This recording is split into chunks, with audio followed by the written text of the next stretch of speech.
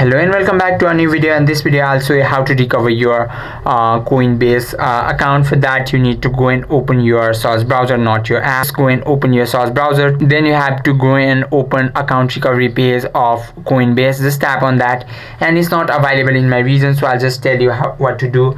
There you need to tap on there you need to click on need help signing in to start, and you need to provide your username, your email and password, and then you have to choose recovery method.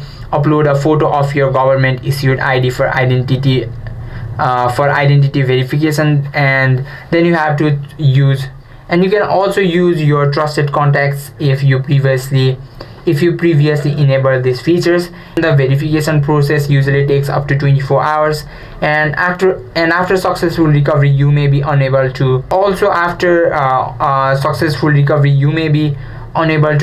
send funds for 24 hours, and that is how you can recover your Coinbase account. I hope this video helped you out. If you have any questions or queries, just let us know in the comment section. Thank you for watching.